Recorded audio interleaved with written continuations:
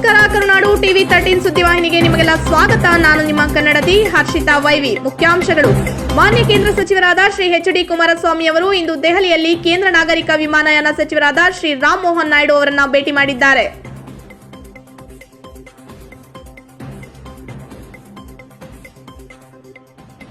ಇಂದು ದೆಹಲಿಯಲ್ಲಿ ಕೇಂದ್ರ ನಾಗರಿಕ ವಿಮಾನಯಾನ ಸಚಿವರಾದ ಶ್ರೀ ರಾಮ್ ಮೋಹನ್ ನಾಯ್ಡು ಅವರನ್ನ ಭೇಟಿ ಮಾಡಿದ ನಮ್ಮ ಮಾನ್ಯ ಕೇಂದ್ರ ಸಚಿವರಾದ ಶ್ರೀ ಎಚ್.ಡಿ. ಕುಮಾರಸ್ವಾಮಿ ಅವರು ನಮ್ಮ ಹಾಸನ ಜಿಲ್ಲೆಯ ವಿಮಾನ ನಿಲ್ದಾಣದ ಬಗ್ಗೆ ಆಳವಾಗಿ ಚರ್ಚೆಯನ್ನ ನಡೆಸಿದ್ದಾರೆ.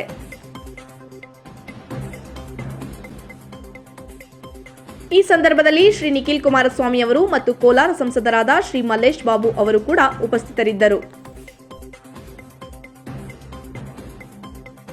ಹಾಸನದ ಹೊಸ ಬಸ್ ನಿಲ್ದಾಣದ ಬಳಿಯ ಫ್ಲೈಓವರ್ ಬಳಿ ಇರುವ ಬೀದಿ ಬದಿ ವ್ಯಾಪಾರಸ್ಥರ ಸಂಘದ ವತಿಯಿಂದ ದಿವಂಗತ ಡಾಕ್ಟರ್ ಪುನೀತ್ ರಾಜ್ಕುಮಾರ್ ಅವರ ಸ್ಮರಣಾರ್ಥಕವಾಗಿ ಅನ್ನ ಸಂತರ್ಪಣೆ ಕಾರ್ಯಕ್ರಮವನ್ನು ಏರ್ಪಡಿಸಲಾಗಿತ್ತು.